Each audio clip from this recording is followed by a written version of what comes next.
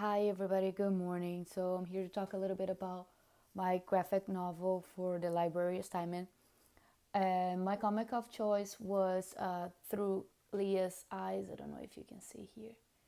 So, Through Leah's Eyes. And it was made, the art is by Justine Cunha. She's a French artist in partnership with Carbon, and it was published by Europe Comics.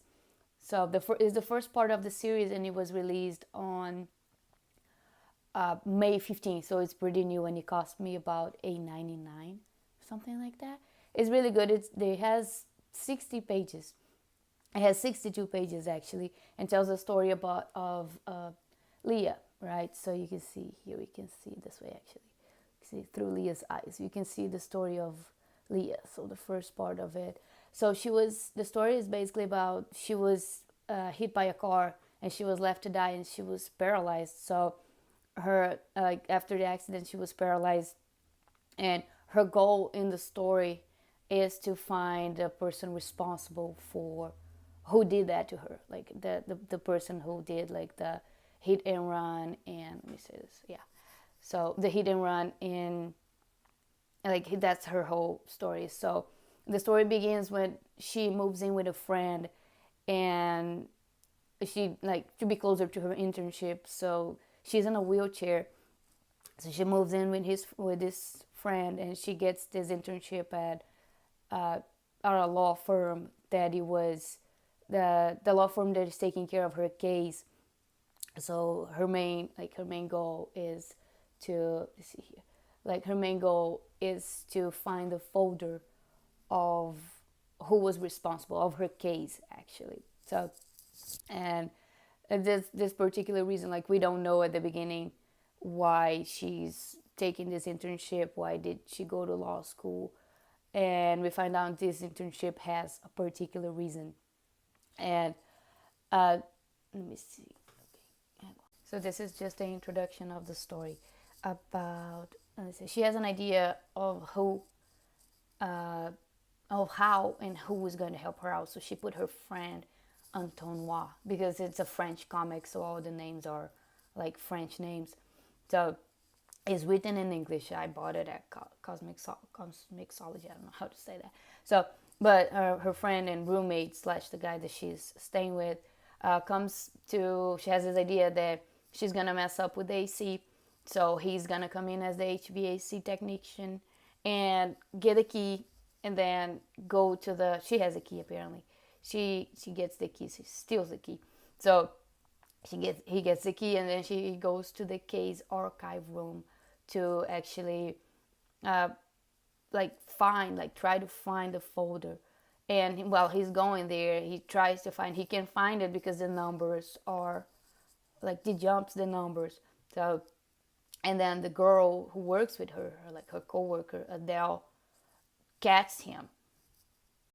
So anyway, Adele catches him, and she's kind of like interested in him, and then she's like, well, what are you doing and why are you there, blah blah blah. Anyway, so then the story continues, and on Act 3, Adele finds out about the scheme, right? So she get really aggravated and she wants to know why. So Leah tells her the truth. So Adele decides to help, and when Leah finally puts her hands on the case, she is like, oh yeah, finally I'm gonna know who is responsible for my crime, for, like, whoever hit and run. And the comic ends. Oh my god. And I was like, please just let me know who was it. But no, I will apparently have to buy the next comic, that I don't know, the next series. It's series actually. It's not per se a graphic novel, but it's a series of novels, I would say, like something like that. So it's a huge cliffhanger, and then it's a really nice story. Right now, let me talk a little bit about the arcs of the character arcs. So they all have like solid arcs. So they have Leah, especially. I think the other ones do their part as a second person. So Leah has the beginning, middle, and end for this first volume of the series. So the first part we see her like when she got hit by a car, when she was left to die, she was bleeding. Is the first. The splash page is like really intense because you don't know if she's alive or not. So you keep reading, and then you get to see that she got paralyzed and everything. So and then she goes and finds this job, and then she keeps going until like they have the second act where she gets like bumped out in the way that she might not be able to find like to go with her plan because Adele finds out. So and then in the third act they finish with her with a folder in her hands. So I think on the next one I'm hoping she will get more. She will get in trouble for that, and she will get in big trouble because in one of the pages and on the first act actually, we see the lawyer, and the lawyer apparently it's a very like bad person, a very mean person. I'm thinking it's the lawyer. I'm thinking that it was the lawyer who actually got to who is responsible. That's why it seems a bit obvious, but I think it is the lawyer.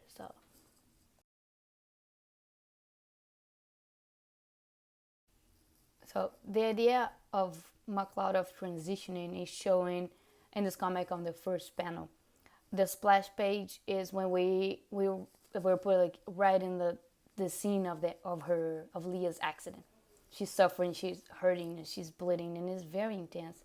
And she's on the ground, but we don't know if she's still alive. It's only shown on the next page. The story has a very directive flow, so nothing goes much like back and forth, or there's no many flashbacks or anything besides one of her dreams that she has, that she's back in the hospital, and that's when we get to see what happened actually. But that's at the end of Act 1. I think so. Yeah. And so, as I stated also on the MacLeod book, Understanding Comics, all the emotions that the author wanted us to feel was shown through Leah's expression, right? In the 1960s, the early Marvel years, it was defined that the comic audience was like preteens. So every like they have to show similar emotions. So it became like kind of like a standard. It had to be shown every single emotion in every panel. So the preteens could relate it. And as the audience grew, they had to draw every single emotion expression so they can match the battle of the comics. Like while other people, like other artists, like Jules Pfeiffer that is cited on the book, has like even lines and it battle like internal emotions. So I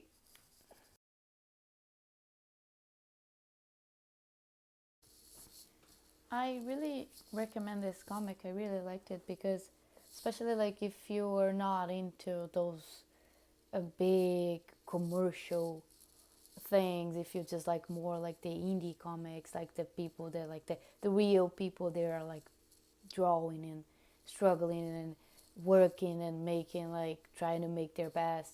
It's a really good comic because you can see like all the art that it was, all the work that was put in here. So I start following her on Instagram. I look for her on Instagram, and she posted on her stories all the struggle she went through to make the art, the balloons and everything. It was not her story, but she had to do it all. So it was very nice to see someone like so similar. It was really nice to find somebody who struggled the same way as we all did last week while we were trying to do the comic. And she was like, "Oh my God, I'm almost done. I'm almost done." And she posted saying that this is like a battle. I don't know if this is gonna be done in time. I have a timeline. It's super cool. Her name is Justina Cunha, and she's on Instagram. So it's really nice to see like an indie artist struggling and giving us all this hope that hey, she's doing, I can do it too. It's super nice. So before I forget the this graphic novel, the first act goes from page 1 to 21, and the second act goes from page 22 to page 40, and the act 3, the resolution, goes from page 41 to 64. So that's it.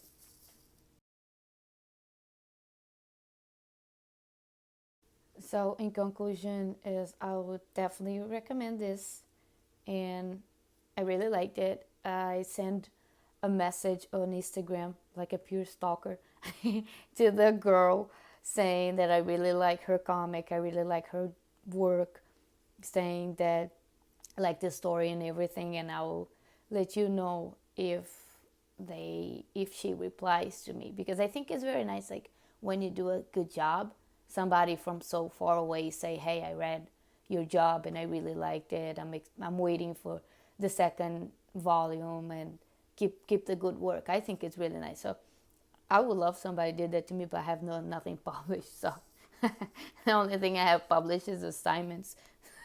So what I'm gonna say, gonna get rewarded by my assignments.